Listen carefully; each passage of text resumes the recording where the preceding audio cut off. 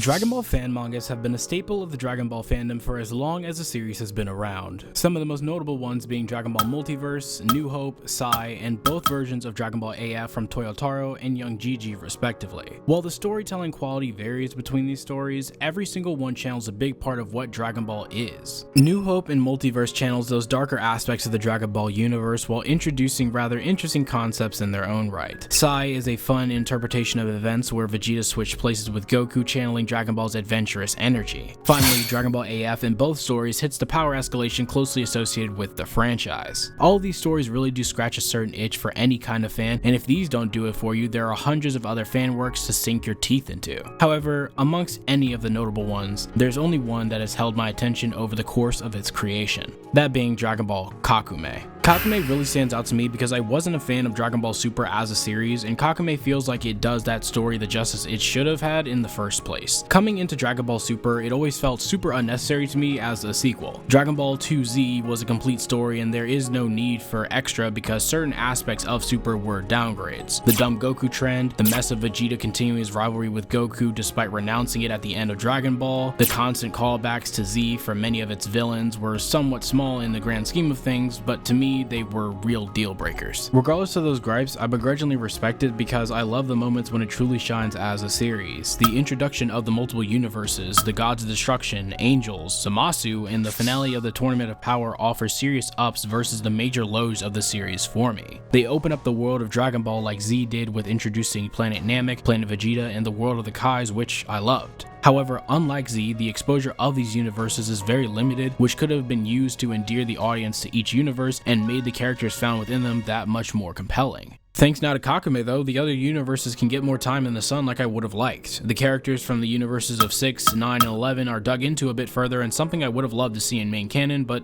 I'll get there when the time comes. Right now, let's talk about the story chronologically, starting with the long-awaited rematch between Goku and Beerus that is used as the initial hook and a demonstration of the amazing action artwork this work's creators can produce. The style is exceptionally raw, but feels like a fusion of Dragon Ball's angular style that's been present in the Cell and Buu arcs. The detail of Goku's wounds and musculature is very precise, which separates it from a large chunk of fan works because it isn't trying to copy Toriyama's style from any part of his career like so many others tend to. There's also a large sense of scale in this fight that doesn't feel like Super could match. One such moment is when Goku uses several planets to send at Beerus, which makes this really cool big translucent dragon, which again is pretty damn cool, but you also have to think about the fact that there's probably innocent people on it, which doesn't sit well with me, but he makes up for it by protecting this random alien child earlier in the fight, so I guess it's cool. Ending the battle with Goku passing out is also a funny gag because it reminds me of Kid Goku passing out during the World Tournament. I also like that this fight feels like a backdrop to reveal the other universes being wished back as a consequence of Android 17's wish at the end of Tournament of Power, which is a fine premise because of what Super lacked in connective storytelling.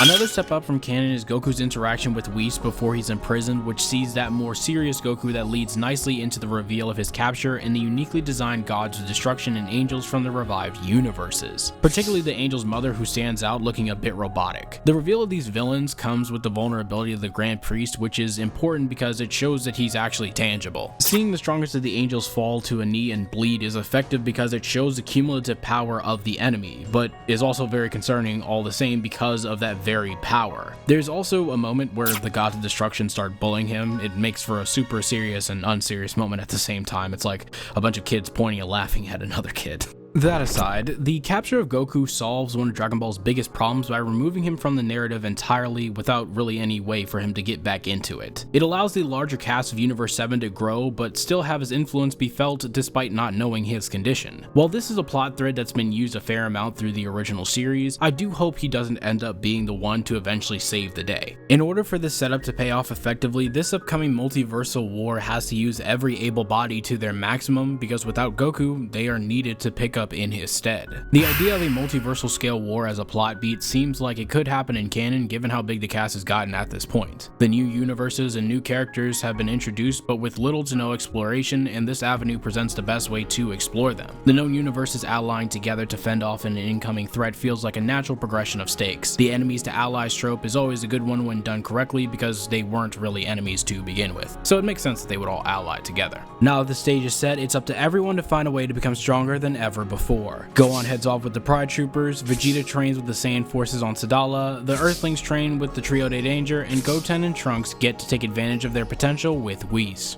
To keep things simple, I'll be diving into each section in this order, so let's start with the characters who were there from the very beginning.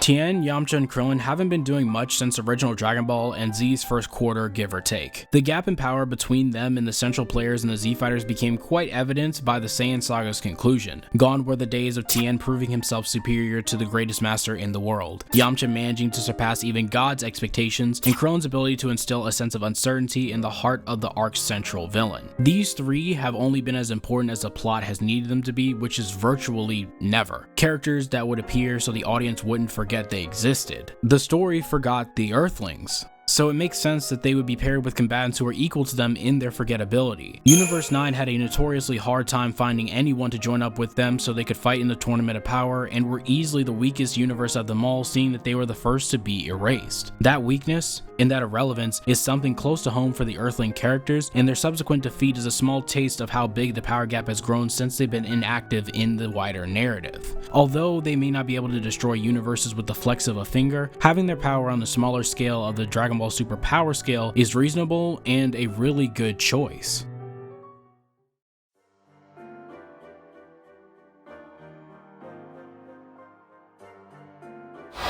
Goten and Trunks weren't utilized at all in Dragon Ball Super, and I don't think that was a terrible decision. Goten and Trunks in the Buu Saga's power scale is pretty wacky considering they get Super Saiyan really fast and jump to fighting Super Buu after fusing to achieve Super Saiyan 3. So knowing Dragon Ball Super, they probably would have reached Super Saiyan God within like a week or something. Listen, potential or being a genius is cool and all, but it's just not something I like when that's the reason a significant power gap is closed. While Kakumei does have them achieve God forms, the way it's done is something that I greatly respect. Let's ask a question. What was the problem with Gotenks outside of this massive jump in power granted through his introduction? To me, it was the fact of how whenever he appeared, he was the characters of Goten and Trunks. There's never a real moment these kids fight on their own in a serious battle without him. Whereas Vegito and Gogeta were used as characters to demonstrate how far Goku and Vegeta's relationship had come, Gotenks was used to introduce a new fusion method and have someone fight Buu for a time. Ever since, Goten and Trunks have never felt like characters to me, but more so the children of the two main characters of Super. Kakumei takes advantage of the boys' immense potential to empower them greatly and uses Whis' expertise to identify their weaknesses, giving them a training arc that informs their characters while benefiting them individually as fighters. Furthermore, leveraging this great potential they possess puts them in a position where they have to hit Whis in order to complete their training. It's larger than life stuff for these boys for sure, but it's nothing that they aren't used to. It's definitely a great part of this story that does more legwork for these two characters than the original ever did.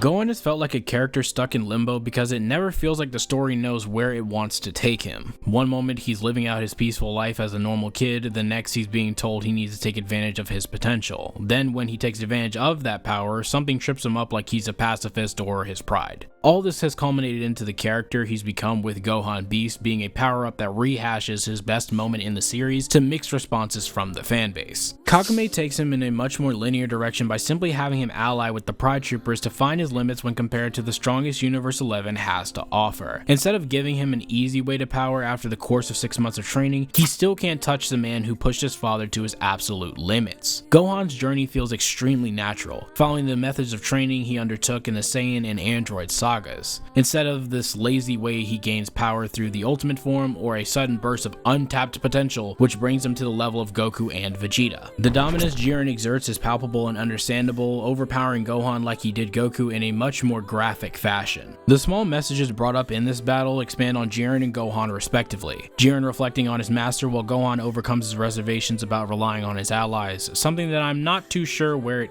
really comes from. Still, grounding Gohan's strength like this is far more reasonable to me. There's also some tidbits here and there that expand on Jiren after his empty showing in Super, which was much needed and very well appreciated. A few recognizable faces of Universe 11 are fleshed out, which isn't a big thing, but does more to bring a better understanding of these characters to our attention. This part of the story also flows nicely with Piccolo's arc, given he's training with the Universe 6 Namekians. Despite liking and understanding Piccolo's development in Superhero, getting his potential unlocked boosting him to levels of Goku and Vegeta like Gohan doesn't sit well with me. I'm just a sucker for hard work, I guess.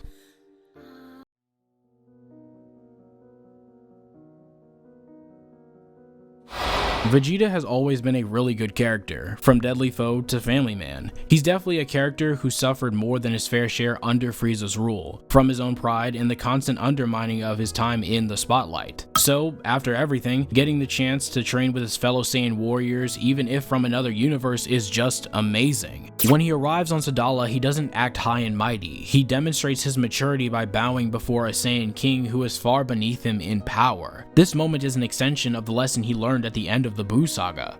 Power is not everything. Being the strongest is not everything. What matters are the connections you have with others and how you want to move in your life. Constantly chained by your pride, or having the humility to understand when you are the visitor.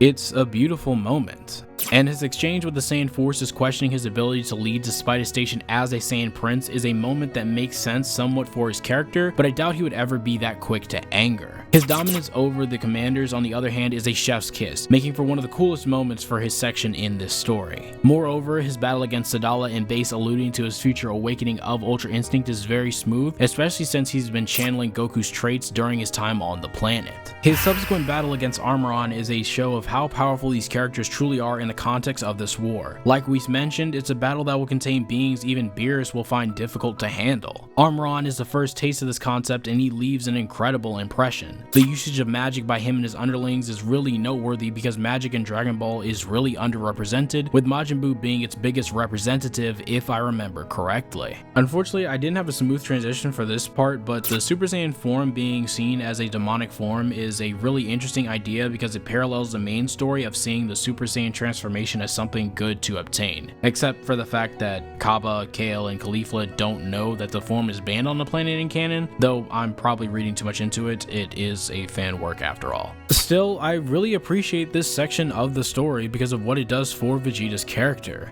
breaking him out of his rivalry with Goku and giving him a strong sense of purpose in training his people even if from a different universe. This is the Vegeta who grew from the Buu arc while retaining his traits as a proud Saiyan warrior.